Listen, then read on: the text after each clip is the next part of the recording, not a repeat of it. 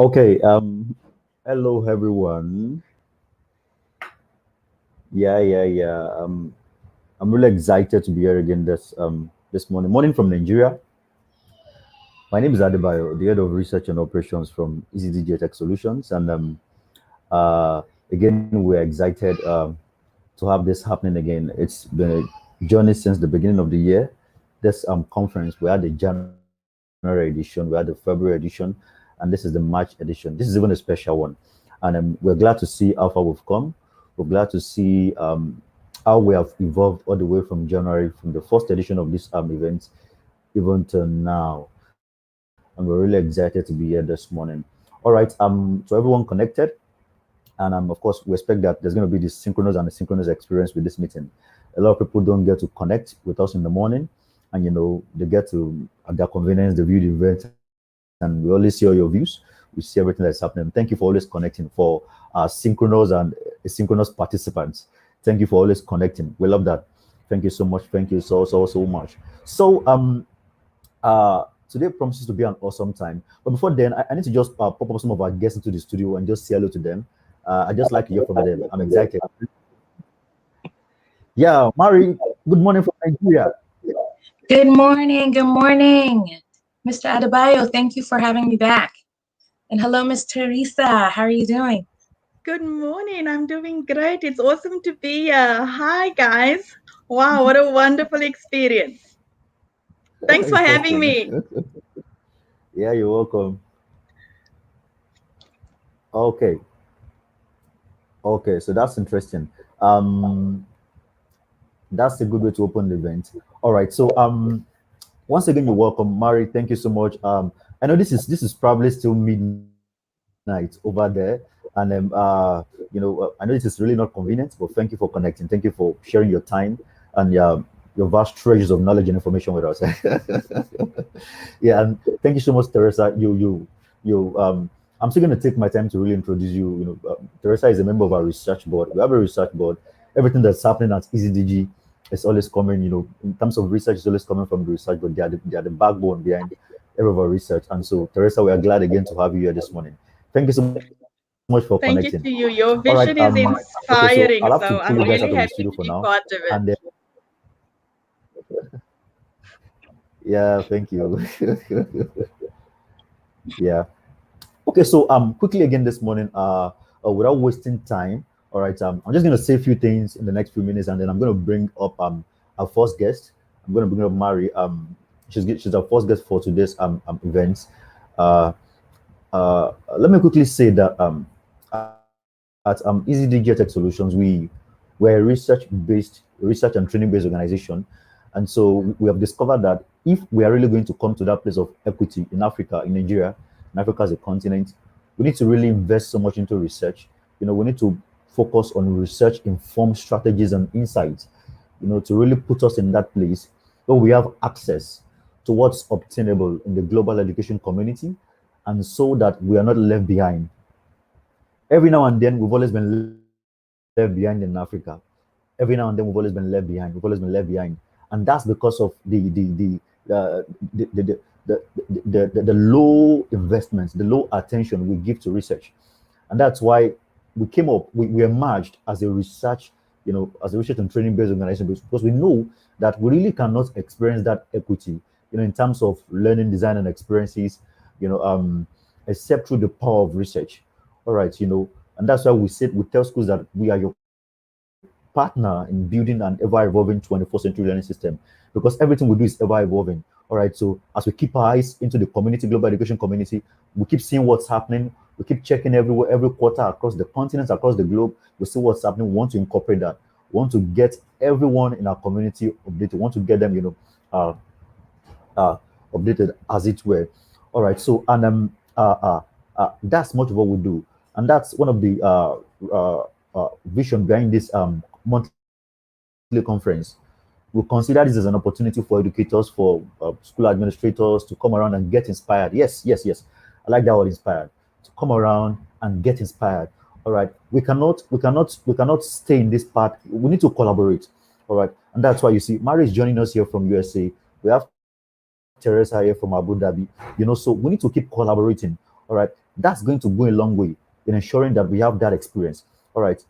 One of our major drive is equity, and we cannot achieve that if we do not collaborate. We cannot achieve that, and that's why we keep encouraging educators, come around, come and see what's happening. One of the things that we always keep doing is the fact that we never stop in ensuring that whatever is obtainable, whatever is attainable right now and every now and then in the world of education, with respect to learning design and experiences, we never stop bringing this to our community. All right, because we know that's just going to be the only way to get into equity, and we're excited that we're doing this. We're even currently working on a project, on a research project, into the 21st century learning design and realities. And so far, we've had 6 interviews from China to Thailand to USA and Nigeria. So we've been able to cover four nations, and we're looking at getting as wide as possible. All right. So with this research project, we really want to pull together current innovative applications of the 21st century learning design, and that's going to become like a documentary, something we're going to put together to feed our community, on the long run, just for the sake of equity, and to ensure that here in Africa, here in Nigeria, here in our continent, we are not left behind. So for everyone that's been following us, for everyone that's been connecting with us, thank you so much. We value your time, we value your presence, we value your connection. Thank you so much. So today it's about education in the fourth industrial revolution. I'm really excited, because we are in the fourth industrial revolution, and the awareness is critical. So one of the things we're doing with this conference is to sound the awareness. So much in this part of the world, in Nigeria, in Africa, I think we have not really considered education and the fourth industrial revolution. We've just focused on education alone. But now, because actually we are in the fourth industrial revolution, there's a connection, there's an impact, there's a consequence. And we really need to look at that as well strongly. For the fact that we are in the fourth industrial revolution, the times that we are in affect, I always say it every now and then, it's the need in the market that determines the product. And behind every product is a design. So when the need in the market is changing, it behoves the manufacturers to review the product, which means the design will also need to be reviewed. So in this case, we're looking at learners, as the products that we're releasing, that we're producing. And then the need in the market, that's in the fourth industrial revolution now, is different. And so this time around, we need to review the design that we use in producing these learners. And that speaks to the learning design and experiences. And that's why we always like to talk about learning design. Many schools today don't have an idea of what a learning design is. They do not even have a learning design. They're just running school. We can't really say, for this school, this is your learning design. This is what we see. This is what all your learning, culminates into. We don't have that happening. All right. So all of this blended learning, all of this literacy in terms of, blended learning is missing. And that's what we have to really give and dish out. So design is critical. And so we cannot design anything except with the market in mind, with the market in view. So we are actually in the fourth industrial revolution. And so education should be considered in the light of the fourth industrial revolution, of the times that we are in. We need to connect it and say what's the impact, what's the consequence. And that's why we have put together this conference, to really inform and incite, our community about this, about what's happening, so that we can be aligned again, so that we will not be left behind. Very important to us. All right. So having said that, without much ado, I'd like to bring up our first speaker. Oh, we have Mr. Nee. Is Mr. Nee? Hello, Mr. Nee. Can you hear me? Are you there? Yes, I'm here. Good morning. Mr. Nee, good morning. Good morning. Thank you so much for connecting. Thank you so much. Thank you for joining us. Thank you. Yeah. So Mr. Nee is a member of our research board, and like I said, anything about research, the strength of our research is our research board. So we have Mr. Nee, we have Ms. Teresa with us. They've been both wonderful, and they've been the backbone behind everything you see when it comes to research. All right, so we acknowledge you, your effort, your support, and everything. Thank you, Mr. Nee, for connecting. Thank you so much. All right, so we're gonna get into this. We're gonna get into this right away. I'm excited. So I don't want to say much about Mary. I don't want to say much about her. because I don't want to. I have so much to say, but I want to start saying something about her. But a few times I've met her, she's one of this person I have around me, all right, that keeps fueling my disrupt allism. Yes, let me use the word, my disrupt allism. Holism is about that thing. Yeah, so that keeps fueling my disrupt allism. She keeps getting me more disruptive. When I hang around that, I told her the last time we were talking, I said, I'm trying not to get too close to you because your influence is making me to become too disruptive, and I really don't want to be. I'm trying to be very, very careful. All right, so I'm going to bring up Mari. She's going to be taking us in the first session, talking about education in the fourth industrial revolution. Mari, once again, good morning from Nigeria. Yeah, exactly. So once again, we're excited to have you. I think you're muted. Good morning. How are Okay. you? I'm fine. Very well. I didn't.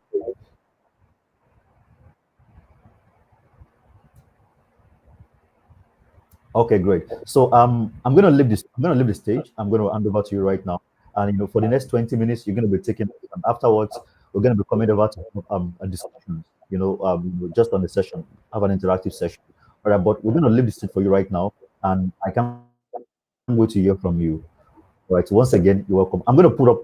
I'll leave the studio. I'll put up your slide as well. Okay. Thank you.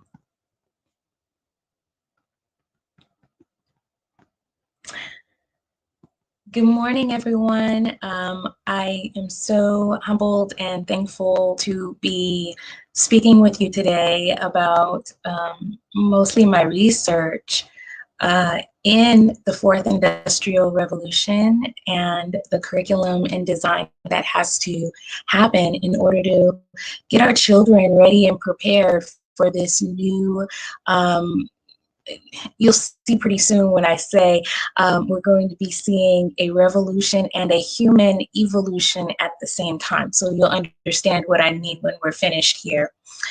And this actually was a presentation I did at USC earlier this month for their diversity, equity, and inclusion conference. And what I did was I have a Padlet here, and I almost want us to kind of look at this as this ongoing shared Padlet where we just kind of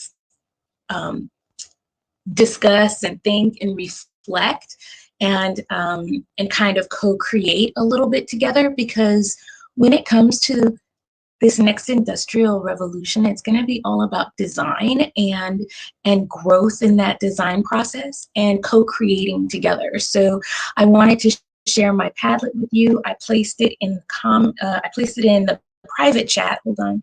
I can't really get to the comments, but I'm hoping that you're able to open it and you can reflect with me as we talk about some of these different areas. The first section in the Padlet is and you don't have to put questions there because I would love for you to place questions in the comment section here. But the first area is, what do you know, and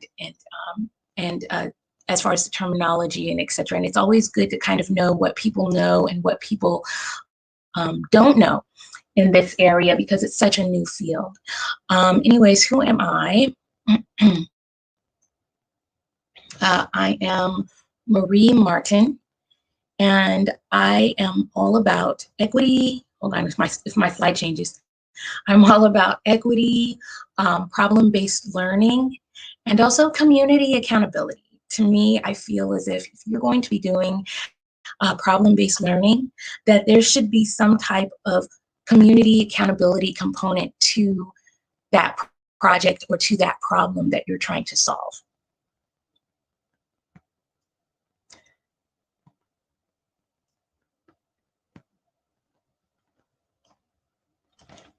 All right, here we go.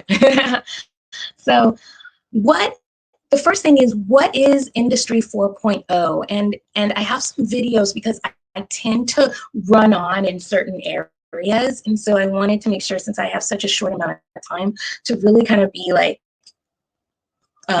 together and just kind of give you information, but have it in a nice small package for you. So I just kind of placed everything where I run on and on about kind of into small videos for you.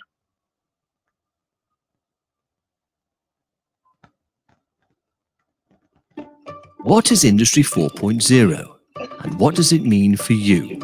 Technology is driving change across all areas of society. Not only do we increasingly use it and even rely on it in our personal lives, we also find our workplaces digitally evolving, with more and more processes now being undertaken using technology. This change is known as the Fourth Industrial Revolution, or Industry 4.0. Sorry? Boy, whenever I switch screens... Industry 4.0 will see many tasks that were once performed by us now being automated. With the collection and analysis of real-time data, artificial intelligence, and the ability for all components of a production line to talk to each other, production can be really efficient and personalized according to customer needs. What does this mean for us? With increased automation, our time will be freed up for concentrating on more complex tasks. We will need a workforce who are capable of building, programming, and developing these technologies, but also making sure we are applying them to our lives in an ethical way. There are core skills that we can offer that technology cannot replace. The human touch is going to be incredibly important, ensuring effective communication, problem solving, and supporting change management in this digital environment. There will also be a greater need for joint working across disciplines, creating new innovations. The future job market will be looking for graduates with an open mind to explore the unknown future possibilities. We will all need to develop our skills in order to embrace, adapt to this ever-changing environment. What will you do to make sure you are ready and have the right skills to thrive in the Fourth Industrial Revolution?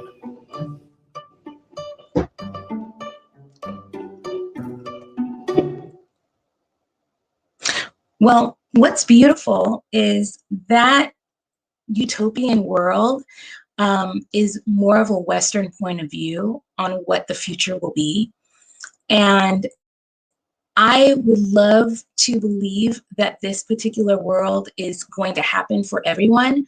But if you take a look at the competencies that are needed for this next world and this next revolution, we really have to take a step back and see how African Americans, Black people in the past have been impacted by various industries, industrial revolutions, and really have to take a look at where we can go in the future to make sure that we have those competencies that are needed to go in the future. And I believe that's where Mr. Adebayo and I really kind of connect in this area, because what we're seeing in schools is that it's really not happening.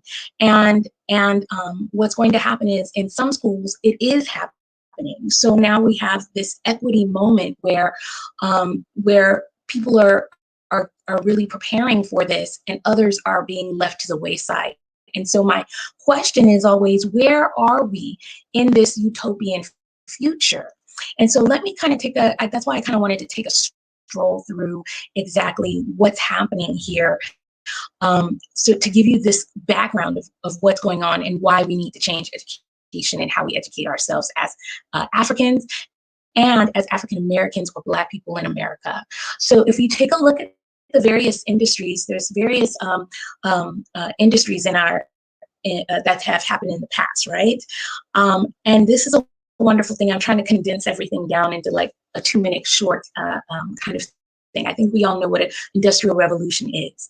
But when we're talking about this next industry, you have a couple of different theorists, and you have within future tech theorists, there are 2 schools of thoughts. The first thought is everything's going to be wonderful because in the past, whenever there's been automation, our lives have always improved. There's always been more productivity, and jobs were always created using this new technology, making us smarter individuals and better workers. There's a whole other school of thought that says, hold on a minute, let's take a look at who's being impacted by these new industries. And as I take a look at Industry 4.0, because my dissertation from USC is actually going to be on this, I've actually most recently found how past industries and technologies have actually impacted Blacks in America. And when we take a look at the technological history, which is just now being researched by technological historians, in each industry, whenever new technologies have been introduced, they have always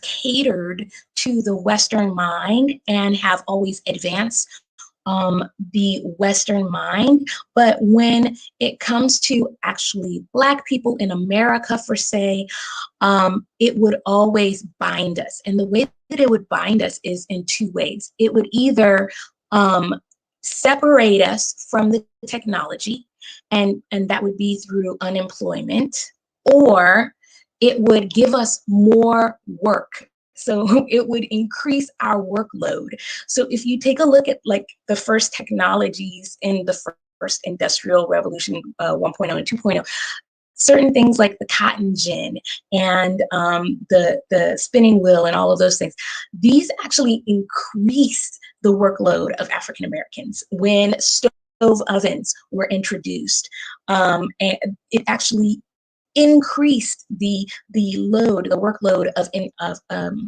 of workers, domestic workers in the household. So and within the industries and all the other industrial revolutions, Black Americans have always had were placed in the most hottest, most dangerous parts of the factories, and a lot of times it was detrimental to our health. And so this is what is concerning me, especially when COVID hit. And in America, what we saw is whoever had technology and the digital bandwidth, and even to this day, populations in Black and brown communities are still struggling with the digital divide and having enough bandwidth just to go to school. We noticed that we didn't have any technology, we didn't have the devices, we didn't have the internet, we didn't have the bandwidth in our communities. And this is where we're talking about. If this new society is supposed to be based on a technological revolution, then where are we? And I feel that COVID has really kind of highlighted and said, it's almost like shining a light in this area and saying, see, we've been saying this, but now this is the proof that we have. So in order to take a look at what's going to be happening in the future, we have to take a look at certain ideas. And this first idea is a technological singularity. And first, what is a singularity in the first place? It's really essentially a black hole in time, and many scientists feel that the Big Bang is a singularity that happened way back when the world was first made, etc. But a technological singularity is it's actually when humans and technology start to merge. And the way that this is going to happen is through machine learning, AI, artificial intelligence, and it's going to happen through those kind of merging together, creating, it'll kind of create like some superhumans. It will also create types of biotechnology where we can start replacing a lot of our body parts, etc. But there's going to be a huge technological explosion, and Carswell is one of the main leading theorists in this area, where he talks about the singularity. But the way that he talks about it is you've got to go back all the way to when man was first placed and started, creating technology in the first place. And when he takes a look at the whole history of mankind, we have been doubling in technology since the beginning of mankind. And so what we're seeing now is we're seeing the computer, which is accelerating even faster. And I think that's the whole thing that we have to really put our minds around, is the fact that how quickly technology is happening right now. And so his prediction, which is kind of coming true, is what he's saying is that right now we have to work in hundreds as far as the progress that we are looking at, because that's how exponentially we're doubling at this point. What it is Moore's law, and this Moore's law says that he took a look at the computer chip back in the 60s and said it's the transistors on the pinhead. And what they were saying was that it seems like every 2 years, those pinheads get smaller and double in size. And so what they're saying is that that's how they're kind of keeping track of how quickly technology is moving. But now everyone is like, well, now the pinheads are too small, so Moore's law is out, because now it's slowing down to like a year and a half, or excuse me, about 3 years or so. And so it's not happening as quickly. But now we do have nanotechnology, which is now moving forward. And supercomputers, quantum computing, is that next level of the speed that we're talking about. So this Moore's law is still in play. It's just taken on in different technologies now. So when we're looking at technological singularity, we're looking at the whole doubling of technologies throughout mankind's history. And so therefore, Carswell is predicting that we are moving so quickly now that between the years of 2000 and 2025, we will see 100 years of technological growth. And within years 2025 through 2050, we will see 200 years of technological advancement. Between the years 2050 to 2075, we will see 400 years of technological advancement. And between 2075 and 2100, we will see 800 years of technological advancement. And this is what we have to wrap our mind around, right? That is how fast we are moving. And so as we're thinking of that, about education, we really have to think about, wow, this is going to be not only just what they're saying is his point of contact for this singularity is about 2032. And research coming out from 2019 forward is really saying 2025 is when we're going to see a lot of action happening. And the catalyst for this one is 5G. So the world has gone to 5G, and they're actually creating 6G now. So 5G is creating this space for developers to create multi-level, multi-tiered technology that will increase and that will heighten many different types of other technologies and worlds that we haven't really thought about yet, right? And also another thing is that AI technology is going so quickly, and it's actually about 10 years ahead of schedule as far as how smart it is. And what I want to do is I wanted to show just a couple of videos on how smart AI technology is. And I don't know if you know about the well, AI technology has already surpassed chess playing, and it's beaten the top chess players in the world. But I just wanted to show you how quickly and how creatively an AI technology is winning a game such as AlphaGo.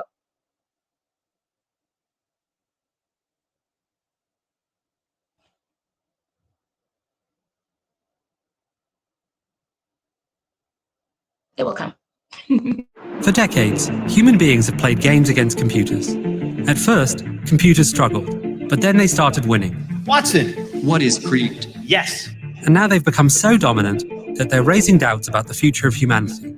The latest emblem for existential dread is Google's DeepMind project, which created AlphaGo, an AI program that's become unbeatable at the most complex strategy game on the planet. While the game of checkers has 10 to the power of 20 possible outcomes, and a game of chess has 10 to the power of 40 possible outcomes, Go has more than 10 to the power of 80 possible outcomes. AlphaGo is trained to analyze situations itself by breaking the game down into tiny parts and visualizing all possible moves. Last week, it played the world's best Go player, 19-year-old Ke Jie, with the help of a human handler. AlphaGo beat him 3 times, and after doing what it was designed to do, retired from the game. 在这次比赛完之后，在他继续又不停的进步之后，我觉得他对我而言就是100%。If a system like AlphaGo can learn all the moves in Go well enough to beat a person, then it has the potential to replace lawyers and accountants among dozens of other jobs. It might be perfect, but it has no way to navigate human politics. The Chinese government banned the live stream after Jie lost the first game. The loss to an American company was an attack on the country's pride. The Chinese government has made a big effort to proclaim that they are moving ahead rapidly in artificial intelligence, that they will be the people who dominate AI. To have the dreaded Google come in and beat China at its own game, it's just piling insult on top of insult. It's kind of amazing. But it was more than a national crisis. 对我而言就是个围棋的上帝。阿尔法狗出现之后，可能真的我对人生啊，包括不是仅是围棋，对人生啊也有巨大的一个改变和看法。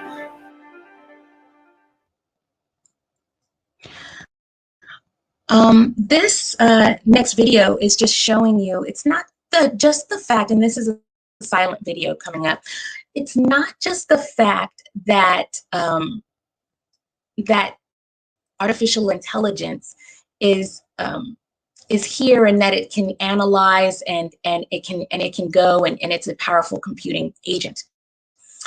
The fact of how it is creating now and how it wins is very interesting. And this is a silent video, so I'll just talk over it, but it's only an algorithm, just these computer algorithms here. And how do we manipulate these algorithms to work for us? And that's the most important thing we have to start looking at, is that how do we start working with this technology in a way to where we can start manipulating it and using it for what we need it to use for problem solving and working together with this and having it expand on our ideas. But if you take a look at this particular technology, after 100 minutes of training, he's playing 120 minutes of training. He's playing like an expert. And all AI does is just learn and learn and learn and continues to grow in its own learning. Okay? And so many people are saying, well, AI technology is still a computer, and therefore that's fine. It's not going to take over because it's not creative and it doesn't have the creative minds that we have as human beings. Well, after 240 minutes of training on this simple game, this AI technology got good enough to where it started to develop a way of winning that was the easiest way of winning in the most creative way. And that's, and as I watched the AlphaGo tapes and how this particular AI technology beat the winner and the top player of AlphaGo, it actually won in the most creative ways that no one had ever thought about. And as it was playing, people were like, oh no, that's a horrible move. Who would ever do that move? And that was the winning move. And so that's why we've got to really look at this technology and say, okay, it's here. It's not going away. How do we now use it to benefit and problem solve for what we need it to problem solve for? And I think that's where we need to kind of switch, put a switch in our education system where we're looking at that. I'm going to just talk briefly because I know I don't want to go over time and I don't want to take up too much time. And this is actually an hour lecture. But just to quickly tell you a little bit about economic singularity and where I am doing a lot of studying is that this automation, when you put that AI technology and you match it with the machine learning that's happening, or robotics. We're going to see a brand new workforce, a workforce that does not need to take off for sickness, a workforce that does not complain, a workforce that does not take benefits like health insurance or life benefits at the end, retirement systems, etc. And what we're going to see is these machine robots or AI algorithms pretty much taking over and automating and taking over a lot of different jobs. And the World Economic Forum actually predicts, and many other correlated research predicts, by 2025. How many years is that? We have 4 years. And so now we're entering this age of a brand new workforce. And the way that we teach our children and the type of learning that they need is a learning that will help them, one, work with technology, two, will help them create and be able to create with that technology.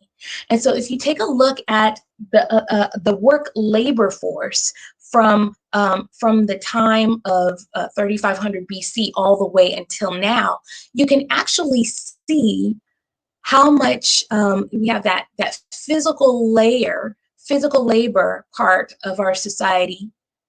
We have the creativity, the cognitive labor, and then the emotional labor, okay? And from here, you can see how, due to all of the various technologies that we as men and women and wonderful people of this world have created, we are at a point now to where here we are, Industrial Revolution 4.0, and now it's going to turn just into precision work. That means you are the manager and the complete expert in this field. If you are not the expert in this field, we do not need you. Creativity and critical thinking.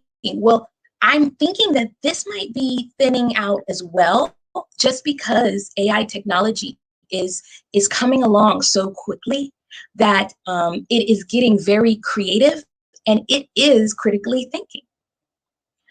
And then here, the emotional labor, yes, we can definitely get into those, but they call emotional leaders like emotional labor like teaching.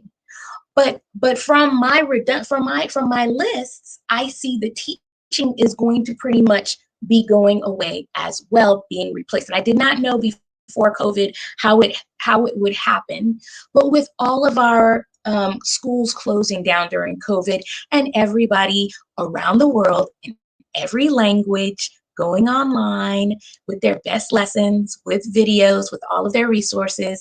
We are all online. All of our teachers, all of our data is online now. Therefore, it would only take a powerful AI technology to come, sweep through all of that information and spit it out and have it specifically personalized for each individual child. Here are some other careers from a Pew Research study that found, we call these, so we can call this an economic singularity, or we can also call it technological unemployment. So I've heard both ways. And I don't want to take up too much more time because I do want to leave time for questioning. So I'm just kind of tell you my question is, where are Black and brown children in the future? And if we take a look at where technology has hit us in the past, I want to make sure that going forward, we are not hit in this same way. So what's going to have to happen, we're going to have to train our children differently to have more of an entrepreneurial mindset. We have to train them in technology focused careers and fields.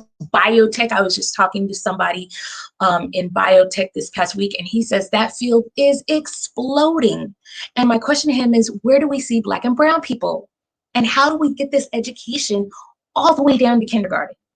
And he's like, I've been trying, we can't find anyone. And I'm like, yeah, we got to get to work, people. We have to make these connections within these different industries as educators and force them to come and teach us these different industries and be very focused on how we're teaching our children. I feel that testing and grading gets in the way. I feel that standardized everything is getting in our way right now, because now it's in the lack of technology, of course.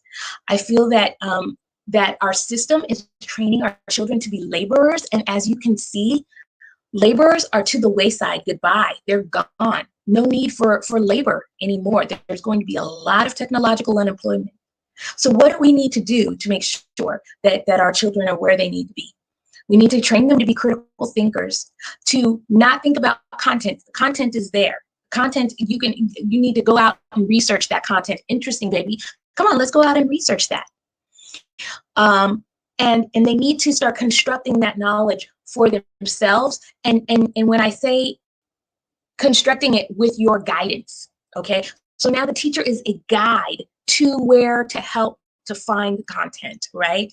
And it's content as needed. We don't need to learn every single thing in school, but what we do need to learn is we need to learn how to become an expert at what we are good and professional at doing. And that's, I think, the difference. Yes, be exposed to everything, but everything has to be exposed to us in the context of who we are as individuals, and not follow the exact curriculum, right? What somebody else wants us to know. We need to be able to find what we need to know and to be able to bring that content in to us and research and find that content. So what is Education 4.0? Well, Education 4.0 is actually the underpinning education that has to coordinate with Industry 4.0, right? It's that anywhere, anytime learning. And hopefully we can keep a lot of the stuff that we've learned during this time and keep it going, the best of it, right? Personalization, highly personalized. Practical application, adoption of technology, the student ownership, meaning I need this content because I'm trying to work on this project over here and I need to know how to do this, okay? I don't need to know how to do everything. I just need to know how to do this one thing, and I need to place it in context here. The why, the where, not the what and the how, right? Modular projects, and I would also say a personalized relationship with industries and schools really connecting with various industries. 4.0 actually started out of Malaysia. India's adopted it. Other countries have different ideas, like Finland has phenomenal-based learning now. Many different countries have also adopted a highly technological. China is actually they're on their informatization 2.0 plan, which talks about all of these technologies from K all the way to 12. Japan's already on Society 5.0 planning for that. We really need to kind of get ahead here, because there's some people who are doing it and some people are not, and you know who's doing it. The ones who say it's a utopia and everything's going to be great, those are the people that are doing it. Those are the people who are teaching their children the correct way, even here in America. A recent book called Search for Deeper Learning just came out, and it discussed how in America, the schools that are from affluent communities and private schools are actually doing this type of learning and project-based inquiry learning. The schools that cater to diverse populations, which would be our Black and brown children here in America, they are not. And even if they say they are, they only found one, maybe a handful of schools that are, but they are not doing it. And it was a 6-year studies, ethnography, where they just followed students around. And the teacher literally would say, oh, I'm just teaching them this for context, and then we're going to do the project later. But they didn't know how long the researchers were going to stay. They stayed a very long time, and those projects never came. And so we have to really look at, the Education 1.0 is saying that, it's just the teacher lecturing like me right now to you.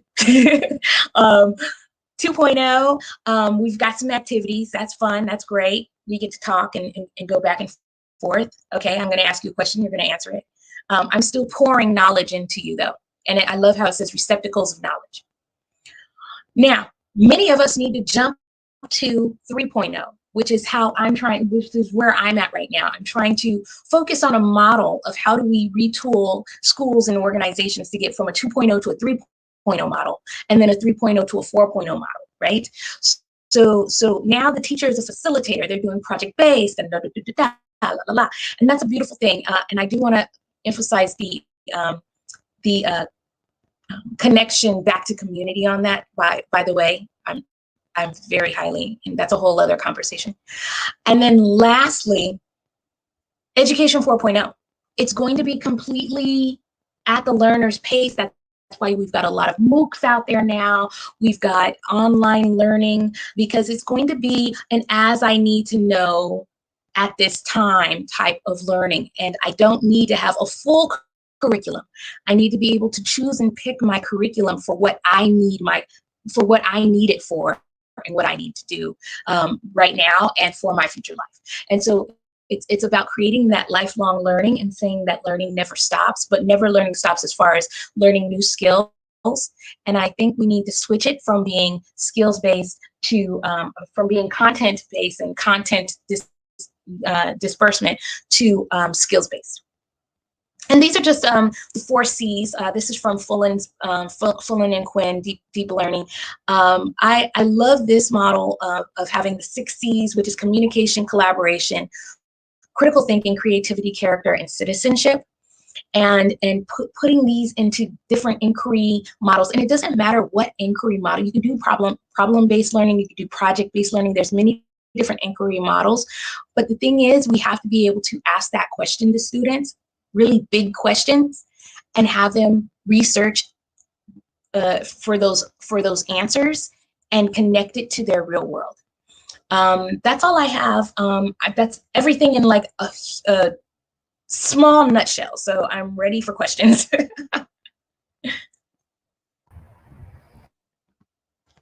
Yeah, interesting. Thank you so much, Mari. This has been an amazing experience. This has been a mental flight. You know, like you just took us on a mental flight. You know, all the way, and now we're here. It's been an amazing experience. Thank you so much, Mari. Yeah, for this wonderful presentation. It's much appreciated. Yeah, so I put down a number of stuffs, and then interpersonal skills, creativity, problem solving rather, will be the skills emphasis in the 4th industrial revolution. Yes, the learning our kids need is what will help them to work with technology, because of the way tech is getting into everything and the way it keeps evolving. Interesting. Yeah, and then we talk about content as needed. Content as needed. The teachers guide learners to gather content that is needed. You know, this is really getting so much into me. Like, it's really firing me up right now. Interesting. Okay, so let me Teresa, can you hear me? Teresa, can you hear me? Are you there? Okay, I think you muted. Sorry, yes, I can. Okay, so now I know you're in Abu Dhabi, and you know, kind of in a way you are in Dubai, kind of too as well. So yeah, with what Mari just blew us into, what can you say about the experience at your side, you know, and what's happening with the 4th industrial revolution realities, and over there now in Abu Dhabi? Well, I'm actually happy that you asking that question, because Mari, I'm mind blown. I am mind blown. And it's just like Adebayo says, he loves being disrupted. So you have disrupted me as well.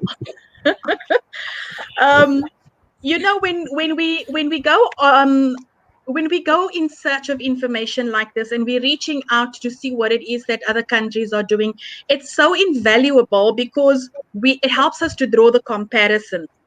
And I love that the approach comes from a place where this is what the world is doing.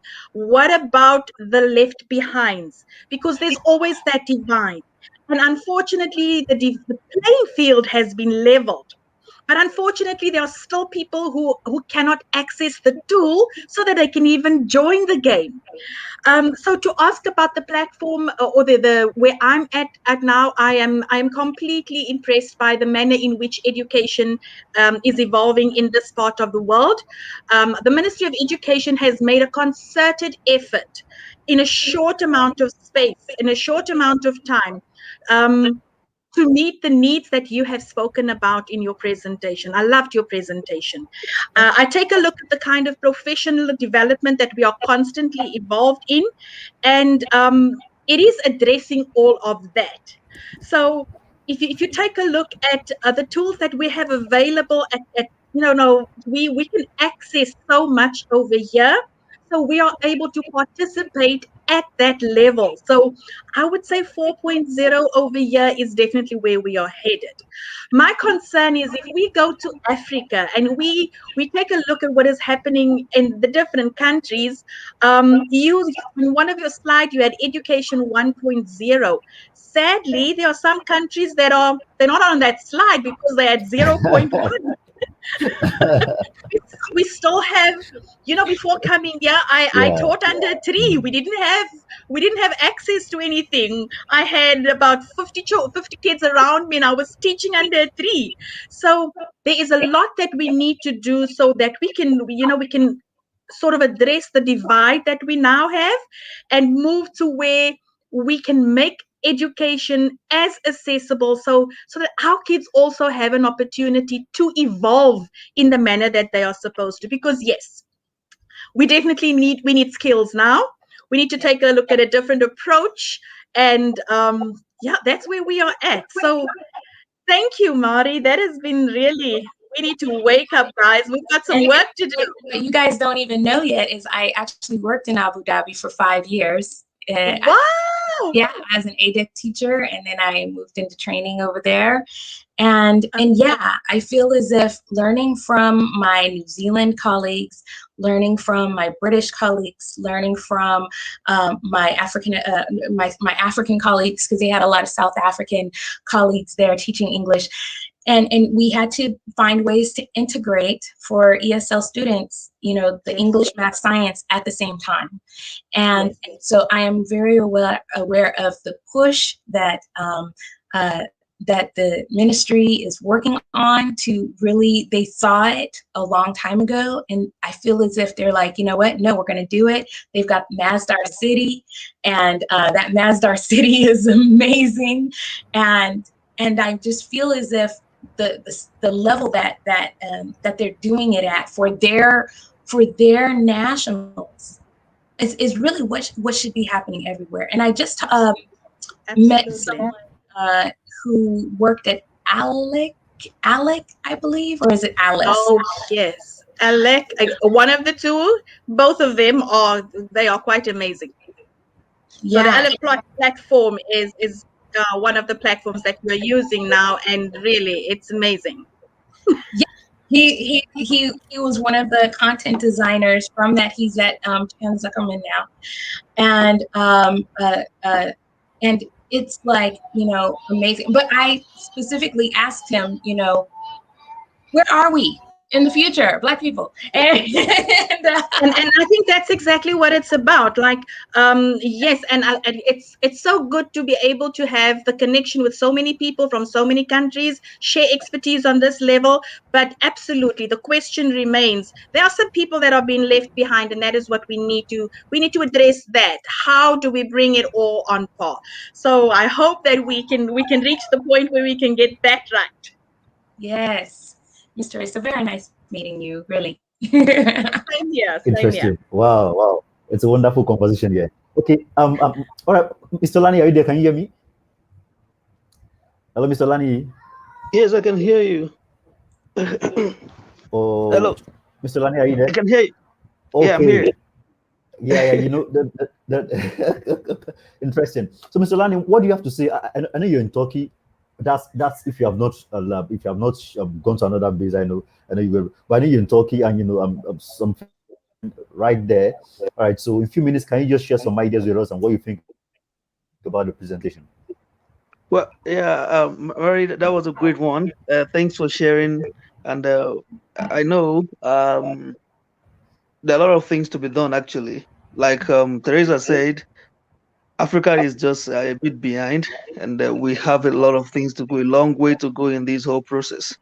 Um, I mean, that does not change the fact that, of course, we are learning, and thank God for this platform. Mr. Debayo, you're doing a wonderful job to, connect people from all walks of life, I mean, from different areas of life and their locations to bring about a unique way, especially, I mean, by the research we are doing currently at the organization, bringing about ideas from people, their teaching experiences and the information, the strategies, and um, all of those skills used in teaching, especially the value we had to the education industry.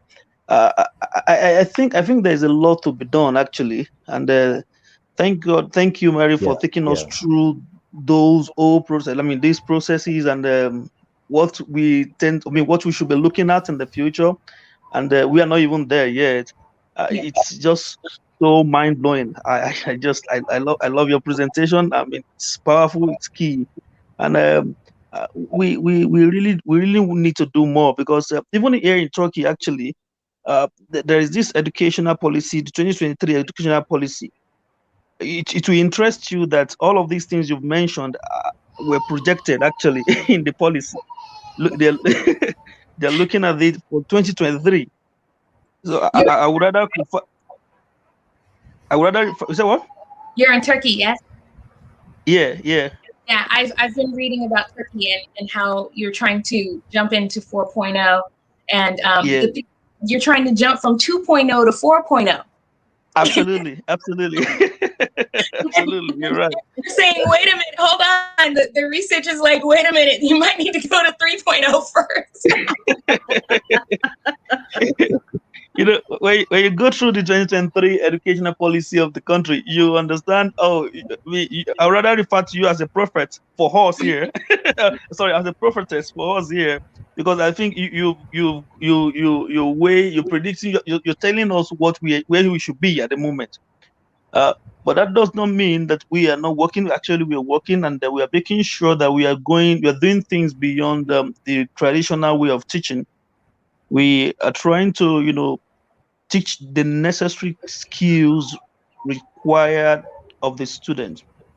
The necessary things, the basic things they need to, do well in life. That's the basic thing. That's the goal. And I mean, with this idea, with this presentation, I know there are a lot of. We will sit down again at my school to talk about these things. Thanks for sharing, and I really appreciate you. You're welcome. Teresa, it's nice seeing you again. Sorry, Same here. Same here. Good to see you. Yeah, great. All right. Thank you so much. Yeah. Thank you, Mr. Lani. Thank you so much. Yeah. Thank you so much, Mari. That was awesome. Thank you. Thank you so much. Yeah, that's great. Okay. Yeah. So quickly, I'm going to connect Abigail. Yeah. Abigail is a new friend of mine. Yeah. Can you hear me? Yes, I can hear you. Can you hear me? Interesting. Thank you so much, Abigail. Very well. I can hear you very well. Yeah. So Abigail is reaching us from Austin, and I just had a Zoom call with Abigail once and thereabout, and we got talking. And when I pick up conversations, the first thing I want to hear is the voice of passion. And so when we got talking, it wasn't too long, I was already immersed in the discussion because I could see the passion that Abigail has for constructive learning in terms of learning design and experiences to align with the times that we are in, and how educators should approach instructing their learners and creating experiences that really matters. It was really a strong and powerful conversation. I keep remembering that conversation every now and then. It never gets off my mind. All right, and that's just a little to say about Abigail. All right, so Abigail, I'm gonna go downstage now, so that you can just take us on another journey. All right, Maya has done a lot of disruption to us in the first session, and I'm just gonna hand over to you right now. All right, so I understand that this is really not so convenient for you in any way. Like it's probably 4 a.m. or thereabout, and You're supposed to be resting. I know so many things have to happen before you are here. I know, but it's well. It's well. Yeah. Thank you so much. All right, so I'm gonna hand over to you now. Please take the stage. Okay. Hello everyone. My name is Abigail Sunday Okunlola, and it's funny we're talking about the fourth industrial revolution, and that's basically talking about technology. And this early morning, I had some technical difficulties. So the presentation that I did have, I really don't have it anymore. So I am basically going to just flow, and, please pardon me. I know the speaker before me, I caught her like the end of her presentation, and it was awesome. One thing I think she mainly touched base on the fourth industrial revolution. And I'm basically going to speak on learning experiences, creating learning experiences in the fourth industrial revolution. As educators, as trainers, as teachers, how can you make impact in your teaching environment? How can you make impact as a trainer? How can you make impact as an educator? How can you connect with your students in a new way, and get out of this old way of training and teaching and educating? One thing that the last speaker did say, she said the teacher has to become the expert. And yes, the teacher has to become an expert, and the teacher has to realize that the student also needs to become an expert as well, especially in the fourth industrial revolution. Students have to have multiple skill sets in this time, just because of the revolution, the new era that we're about to enter into. Students are going to be competing with, we have introduced robotics, everything. We have introduced like robotics and so much new software and artificial intelligence to learning environments, workplace environments, that students will be competing with that. So students will have to develop a skill set that can kind of work alongside these new technologies and all these new things that have come forth, blockchain. Students need to understand how they could implement this. So as a teacher, when you're teaching, you have to teach in a way where they now can pull from these different elements so they can apply it to the real world. As teachers, oftentimes, I don't know about you, but oftentimes what happens is you get an education from elementary school to college, and you learn you learn about mathematics, you learn about English, you learn about writing, you learn about all these things. But when you enter into the work field, you don't use any of some of these skill sets. And sometimes when you enter into a new job, you're like, wow, all the things that I learned throughout school, I'm not using it in the real world. So how can we change that? How can we have teachers teach things that we can now implement actually in the real world? There was a study that was talking about MBA students, Masters in Business Administration, and they were talking about how students who had MBA programs, when they got into new positions, they were still unprepared for the position that they came into, because even though they paid lots of money for this extensive and in-depth education, it did not position them to understand the new technology advances that were going on. A lot of students didn't understand the software. A lot of students were lost after graduation and after they started working in these fields. So this what happens is training. Okay, what happens is that whenever a student,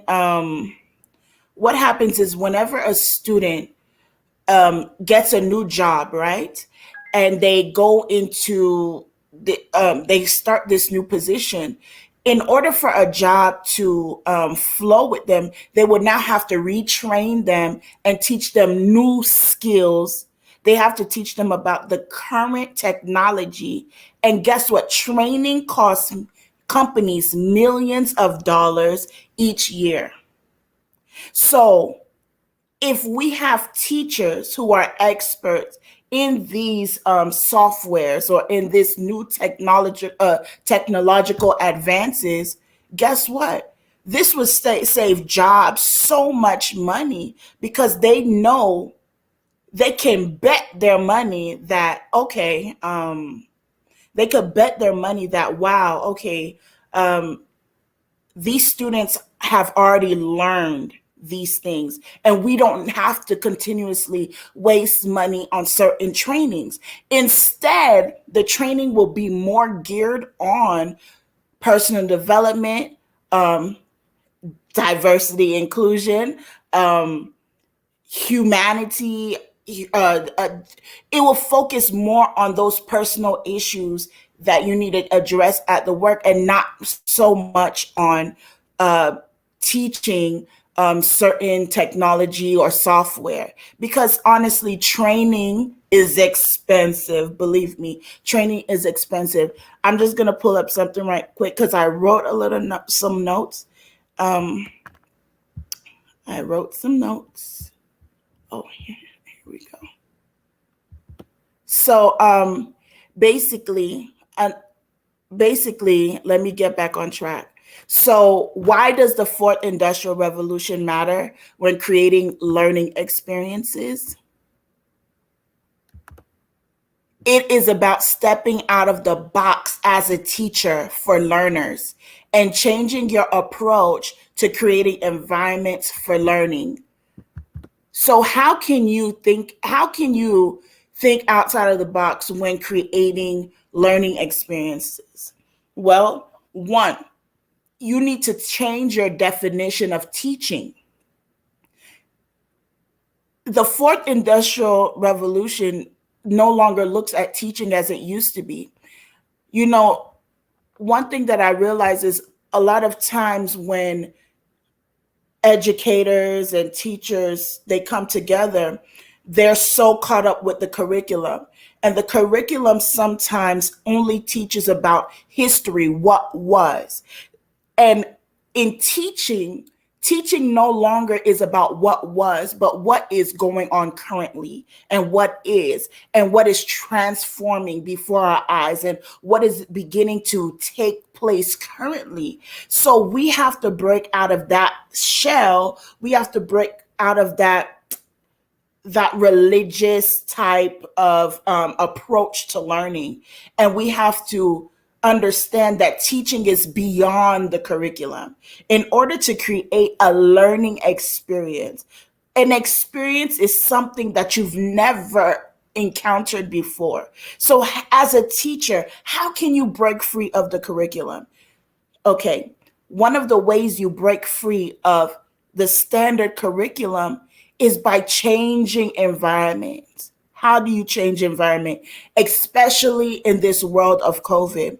Well, get technology involved. Right now, I'm connected all the way from Houston, Texas, right? Bring in experts from different places. Use Zoom, use WebEx. You have all these tools, and these tools will help your student. It will help open their eyes to different ways of learning. Imagine, I am Nigerian, so I understand that in Africa, you have students that want to connect with people who are specialists in the industry that they're in. How do they connect to them? By doing something like we're doing right now. Right now, I am connected to someone from Dubai and someone in Turkey, right? So position your students to get that. utilize these things. I know that in some parts of Africa, sometimes it's hard to get this technology, but we have to start somewhere, right? Because let me tell you, this goes off course, but the fourth industrial revolution in Africa will explode, and it will take Africa to new heights.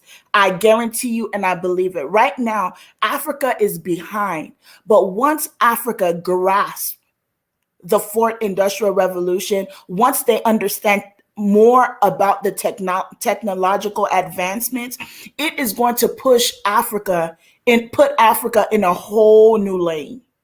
And of course, it has started. There have been dynamic breakthroughs in Africa concerning technology.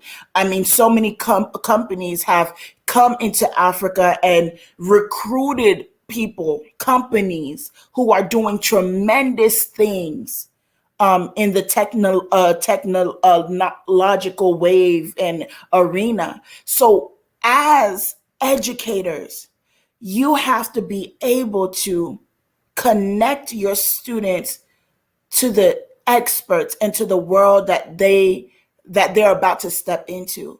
Use Zoom, use WebEx. These are just tools.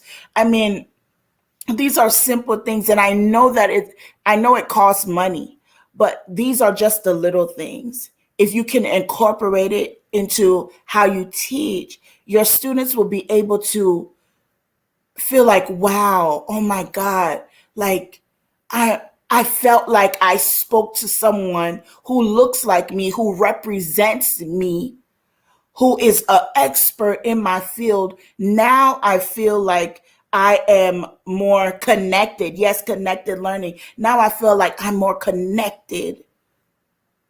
So the next thing I want you to know is me and Olomoja, we had a conversation, and he said something that was so key. And I am a natural designer, right? I have a background in instructional design. I have a background in web design and graphic design. But as a teacher and as an educator, you should be able to become a designer. I know how that doesn't make sense, but I'm going to use an example like an interior designer or even a fashion designer. As a student, you come into a classroom with a vision of what you want. You already have in your mind the future that you see, right? Since these students were little children, they believe that I want to become this, and this is the vision that I see for myself in the next 10 or 15 years. They come to you as a teacher, and as a teacher, you are the head designer, right? So you're supposed to take what they want, their experience. You're supposed to take what they want and what they see and what you know and your knowledge, and you're supposed to put it together and create a beautiful masterpiece, right? So it's just like interior design. It's just like regular design. When someone comes to you and says, I love the color purple, I would love to see shades of purple. As a teacher, you're supposed to say, well, purple and gold work so good together. Let's see how we could incorporate it together and see what comes out of it. That is creating a learning experience. A teacher needs to walk in the fullness of becoming a designer. And when we talk about design as a teacher, there's different things that a teacher can learn, right? A teacher can become an instructional designer. Instead of looking at yourself as just a teacher, look at yourself as an ID, instructional designer. That's another conversation that me and Olomoja had. How do you become an instructional designer? An instructional designer's approach to learning isn't only thinking about, oh, I need to teach the curriculum. No, their approach to learning is, what is the outcome? Is this training really needed? And after I teach, what is the expected result? So you have to have an expected result when it comes to learning, because you can't go into teaching blindly. It doesn't work. You have to have some type of plan. Another thing I would want to share with you, and this is just tips on how to create a learning experience, industrial revolution, but honestly, this can be applied anywhere. I would want teachers to start creating learner personas. In business, I create customer personas. But when I talk about learning, if I'm going to create a learning tool or a guide for someone, I'm thinking about the learner and I'm going to create a learning persona. How do you create a learning persona?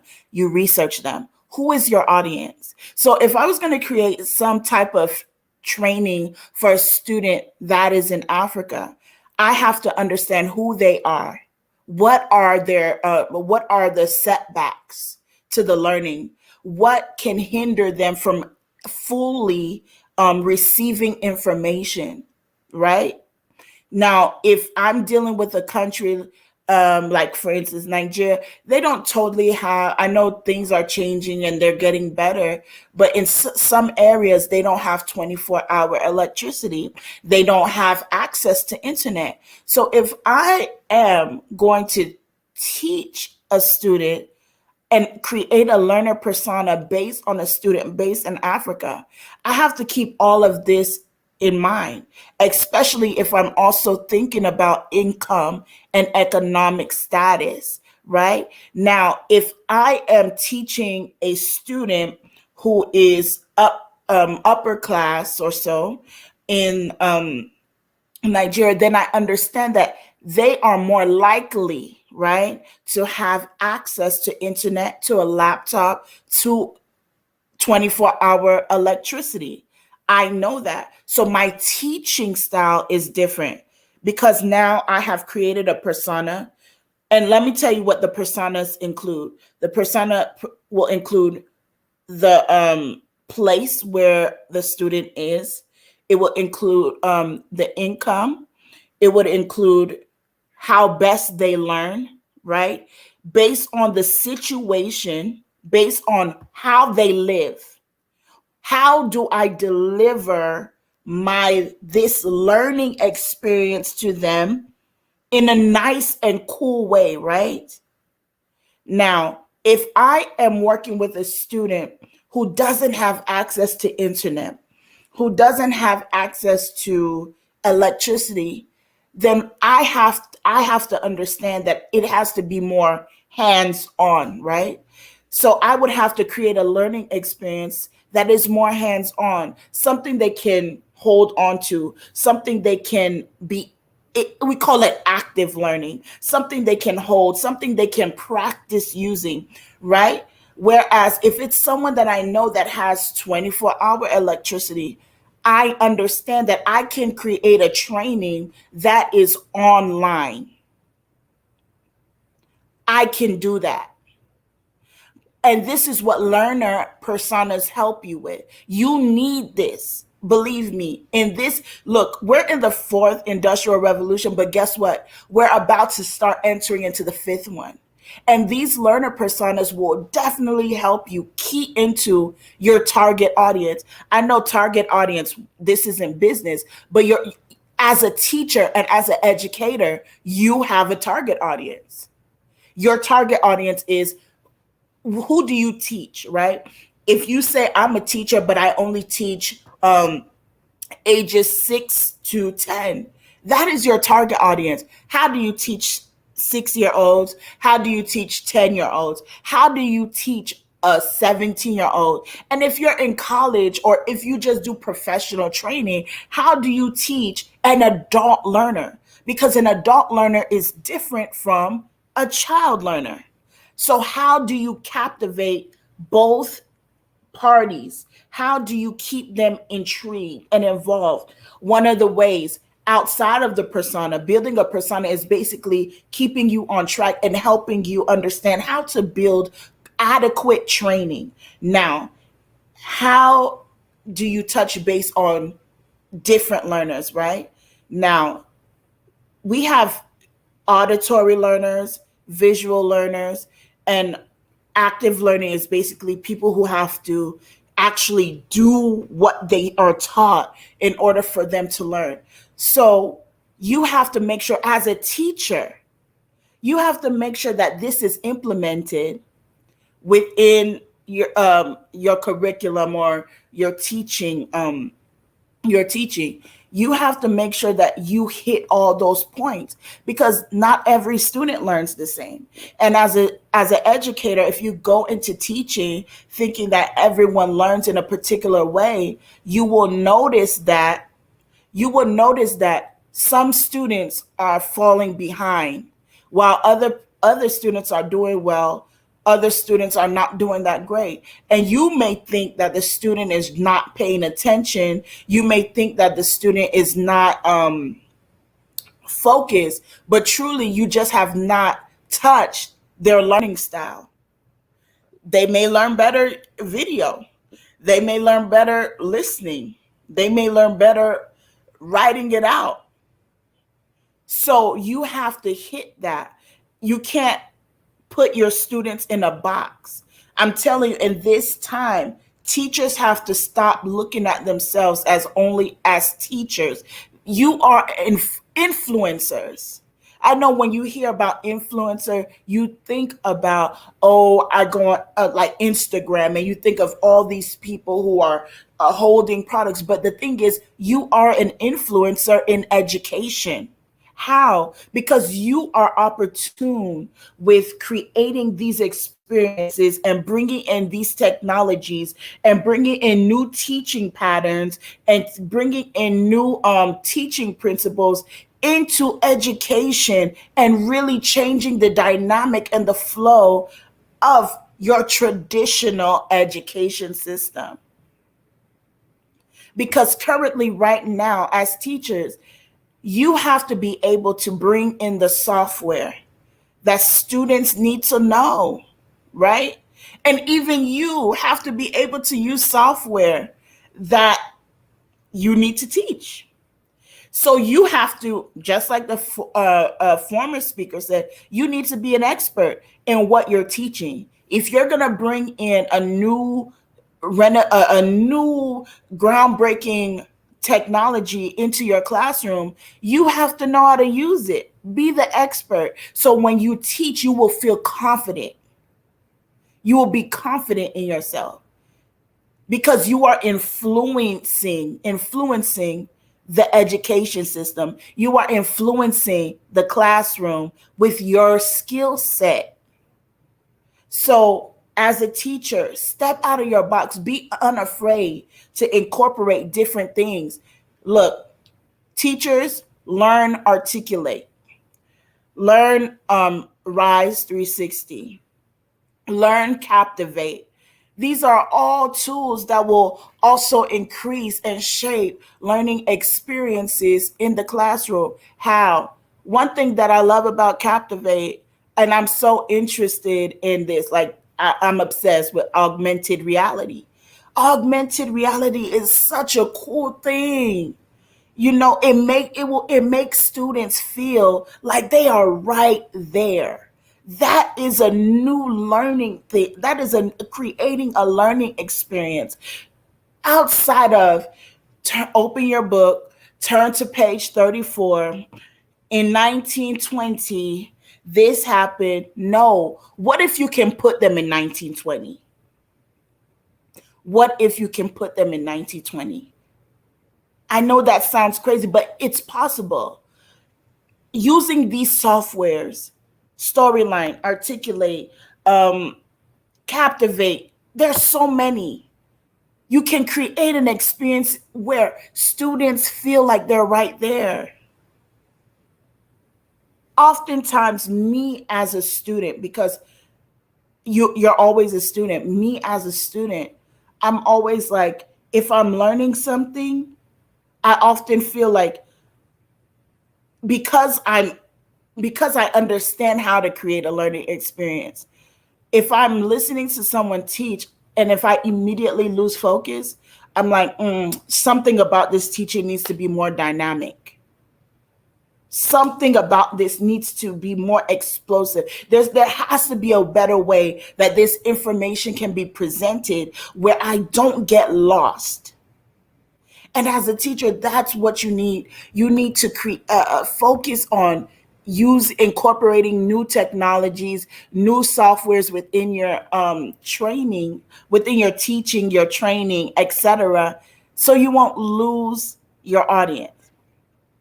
And another thing that I would say, I'm reading through my notes.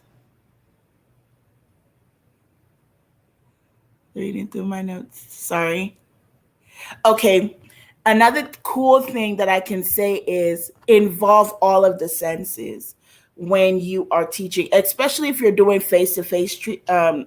If you're doing face-to-face, I know that if you're doing online, you can't involve all the senses, but you can, because if you can get parents involved, right?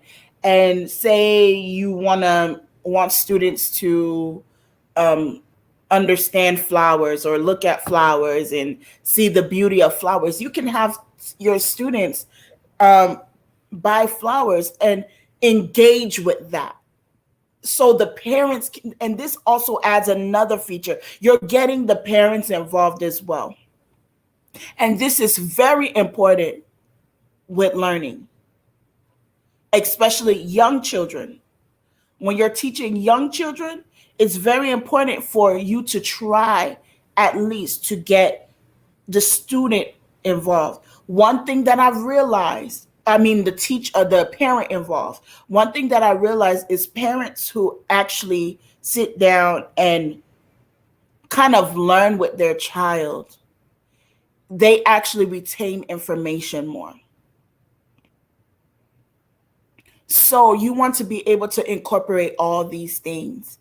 That's kind of the end of my presentation. I lost my presentation that I worked hard on, but it's okay. It is okay. Hopefully next time I will be opportune to do this again, and I will present bring a presentation that is just like, I think it was I forgot the other speaker's name, Marie, or I think that was her name, because her presentation was awesome. So that's just my little bit. Interesting. Thank you so much, Abigail. Thank you. Yeah, so that was another mental flight. That was another mental flight into another part of this whole thing. And thank you so much for that. So there were a number of things you said. I'd like to just reiterate. Where do I have? Yeah, you were almost getting into. You mentioned that we're even about to get into the fifth industrial revolution, and the moment you struck that, the moment you strike that point, I was like, oh, let's even try to go. Amazing. And it's true because everything, the research we're getting from several quarters is pointing to the fact that the world is fast evolving, and if I get to hear that, I won't be surprised. And you mentioned the fact that we should focus on connected learning. Yes, so teachers in their classroom should think, and then we got into the part of this design thing. Every teacher should become an instructional designer. I think that's going to become a new campaign now. Yeah. We're going to launch that campaign. Yes. Teachers must become instructional designers. Mari is an instructional designer as well. So I know she understands what teachers must become instructional designers. And so we need to launch that campaign. And it will really get to the fact that one thing I've seen so much from engaging with schools and educators over here is the fact that design element is missing. Like, it's really missing. All right. They say it's lesson plan, but when I look at the lesson plan is supposed to be an avenue to really craft that design. But then when I look at the lesson plan, of course, I do not really see schools alignments. I do not really see how the lesson plan connects to the forces and other things that we're talking about that should should lead to even now. So that part is really so much missing, and we're going to work so much hard to get educators to understand that first of all, you are going to be an instructional designer. Just be able to put up a design. If you have to spend 2-3 hours to craft, it's really the most important part of what you're doing. Thank you so much for eating that part in this discussion. And then, yes, Abigail, say something about learning persona. Yeah, that was really awesome. Thank you so much for that. I think that's the beginning of the whole thing. That's the beginning of the whole thing as well. Like, in my classroom, I need to really have an insight into who my learners are, beginning from their learning style to their location, to what it looks like where they are, so that I can really craft a learning experience that teaches them effectively, that really gets into them, what they can really connect. That will also help me to understand the challenges, and then I can be, because when we're dealing with schools and all of that, I discovered this thing, all right, that you still have some learners in the classroom who are not able to get along, who are able to, so we try to figure what's the challenge, and then we just was like, okay, it's at home, this, that, and that, and these are informations that weren't known initially, and that's because something like this was missed. So I truly believe that with a learning personnel, all right, we get to understand all learners, and they will know how to, build an inclusive learning experience such that no one in the classroom is left behind. Thank you so much, Abigail, for that. That was really awesome. Okay. If I could add to what you were saying, if I could just add to what you were saying, yeah, it's one of those things where, like, as a teacher, we really have to look at the groupings that we have as well, right? Like, having those roles in those groups. This child is not a strong reader to do this project, but I'm going to pair them with a strong reader. Yes. And give that reader the lead role and the project management role. And then maybe this particular child is more artistic and he can read that well, but he's a brilliant artist. And so now he is going in and he's finding all of the design picture elements, but they're also creating and iterating a whole project, but they're using each other's strengths, and I think that's looking at what the project is, what's everybody's role in that project. And I experienced that at USC a lot because we do so many group projects, and my husband was like, oh man, you got so many group projects, you're going to group projects because somebody always going to take the lead and do everything. But what we have found is when we do our group projects, people are taking the lead on things that they know that have strengths in. That strength. You see what I'm saying? So sometimes I'm going to be that follower, but sometimes I'm like, all right, anybody got ideas? All right, this is my area. Thank you. I'm in. You see what I'm saying? And I'm taking control of it. And so it's one of those things where schools and it's by design. They're designed to separate us and treat us like we're individuals and to have this individualism going on, right? But we are communal people. And so we have to work as a community, and that means we have to come together and figure out how to create that community in the classroom so that when we're on a project, it's like, look, I don't really know. I'm gonna go get the pictures though for this.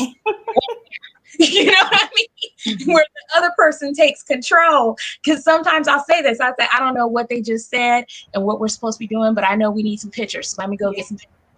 And that's part of the design from all different areas, and I was talking about that BDOW or BODW conference where all different designers from all different industries, from transportation to how do we redesign a shopping mall experience? Yeah. How do we design healthcare? How do we, they're reimagining all of these different industries through design. So you saying that, Abigail, was like, yeah.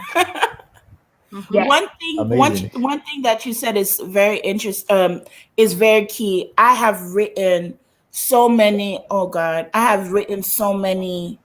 papers about learning together. In the workplace, it is extremely effective. It increases productivity. It is linked to higher morale. It is linked to higher motivation. When you pair you don't want to say weaker, but I would just say a less confident worker. I would just say, yeah, when you pair someone who is very skilled or very knowledgeable in a certain area that someone else is not so strong in, they actually now will become an expert in it. if you pair them with an expert, they will become an expert. But a lot of people they don't understand that, because even in the workplace they do it. In the workplace they try to say you're an individual, but really you're a team. Because if one person fails, the whole team fails. And they have to know how to merge it together and create a community in the classroom, create communities on the job. So I totally agree. Interesting, amazing. Yeah, so we're bringing in all of this into what's sustainable in the school, into what's sustainable in the learning environment. And there's this project we started lately, Project FF. Yeah, I think everyone is aware of Project FF. What we're thinking of connecting, building connected classrooms, connecting learners with industry experts, and then they get to see learning from the real world, from the way it looks like. And right now we have a number of volunteers, and we are hoping that we'll get more and more volunteers. And we this conference is really giving that project a push. All right, so we just initiated the project, and we haven't really had a first experience. And so after this conference, we're going to get back into that project, and with one of our schools, we're going to have a first experience where the learners can get to connect, probably with even one of us here, and see what the industry is saying about what they're learning. And then I believe, because in Africa, an average African child has no motivation, has no drive for learning. And that's because of the kind of learning experience they have. All right. So when they begin to have this kind of learning experience that connects, that's authentic, and then they see applications, I'm sure that it will begin to drive their passion for learning. And so what we're going to have over and over time is also an evolution of information quality. Even in Africa, an evolution of having these learners that are of independent learners, of lifelong learners, and that part we're really working on that so much. Okay, That's so key. this is a very, very wonderful place. Yeah. Mm-hmm. Yeah, Becoming exactly. Thank you, Abigail. Okay, a lifelong learner. That's important, especially in the fourth industrial revolution, because you're always having to learn, right? In this revolution, yeah, it's not just about one skill anymore. It's someone basically being a chameleon. Whatever environment you're in, you're going to have to be able to adapt to that. You're going to have to be able to flow with the change. Why? Because jobs are changing. They're no longer the same. When you include robotics, right? Robotics are replacing people. So now people have to have a skill set, a new skill set on how do they now work with robots efficiently. Even when malfunctions happen. What do you do? I'll put it to you like this, because it was such an eye-opener. Last year, since everyone's on the web, I can go into like any type of conference, and I happened to be in an engineering conference at USC through their department, and it was a career conference. And so they had different industry people coming to talk about their career and how to get into the career through the engineering department. And, of course, engineering is huge right now. And so one of the people said, "How many coding languages do you know?" And the person responded, "I know 15, but that's neither here nor there, because 5 of them are dead languages, and I've had to be able to adapt and learn new languages constantly, because that's how quickly everything is changing." And so we're not looking for anyone who knows all of the different languages. We're looking for somebody who can learn them on the spot. Mm-hmm. Yep. That's true. Yeah, I think it's about mindset also. We need to be changing mindsets. The whole approach to learning. I think traditional ways have done some damage. So that mindset change needs to happen now, and we need to transform the way learners look at how they learn.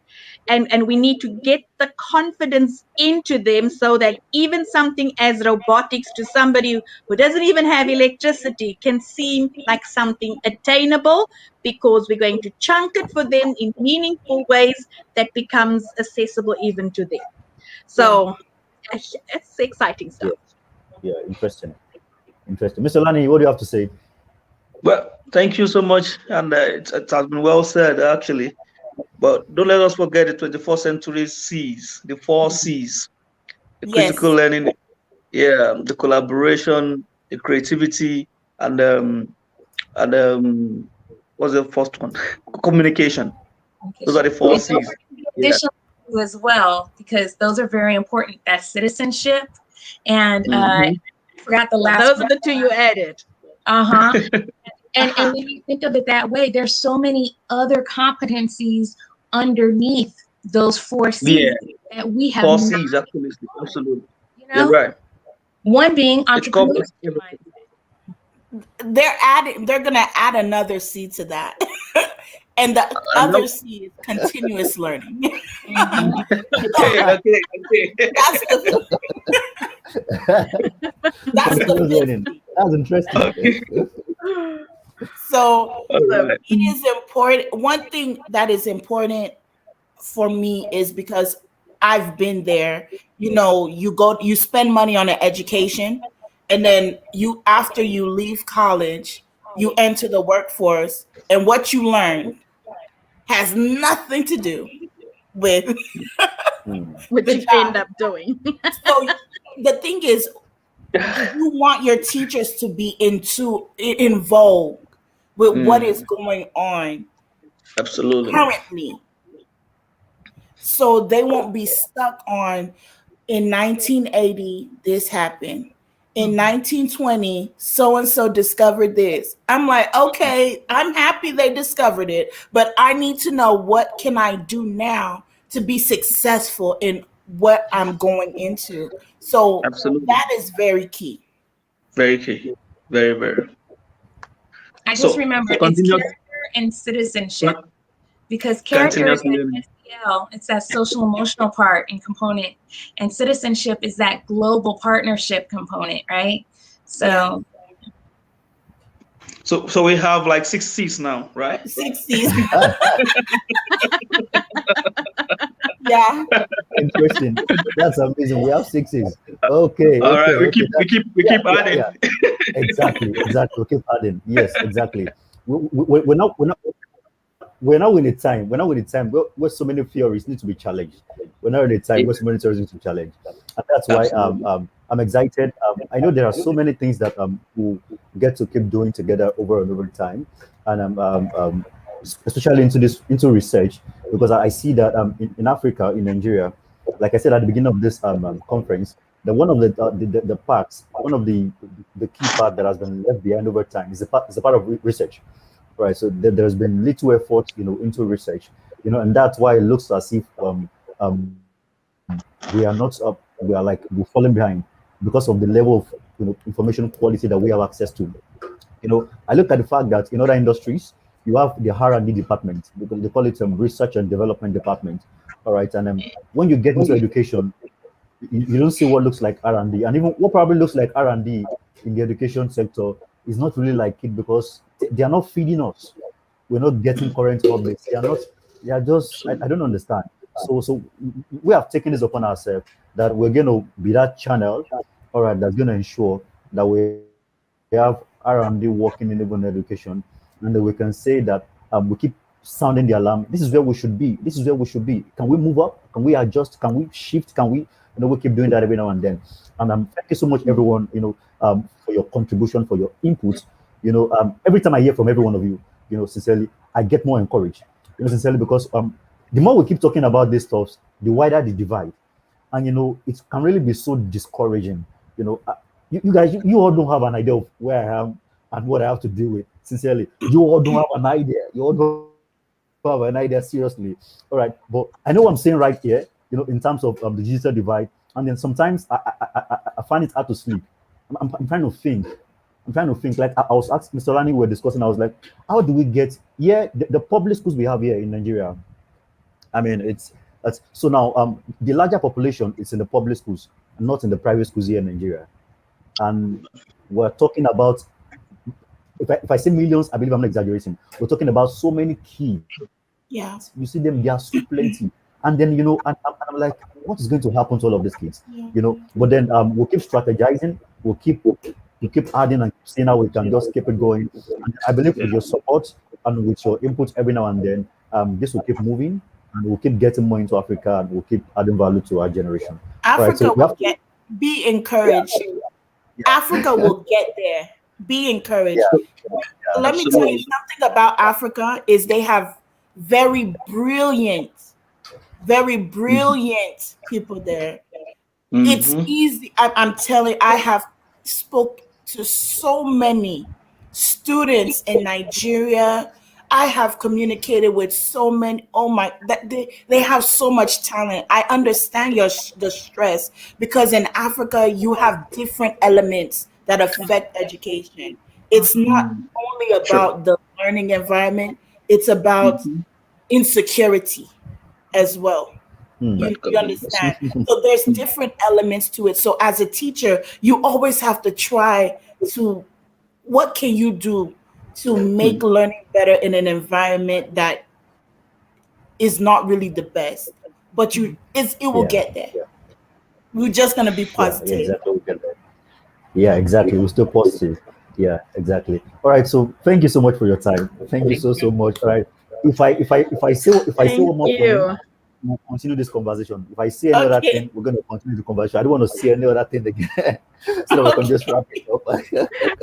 All right. So thank you very much. Thank you very much. Thank everyone for your time. It's been a awesome time. It's been Thank you, everybody. Thank you for your great presentations. Thank you. All Thank you. right. Nice meeting you all. Same here. We have the replay on YouTube. You can watch the replay at your convenience if you want to. You have the replay on YouTube. Okay. Thank you. Right. Thank you. Bye, everyone. Bye. Thank you. Bye.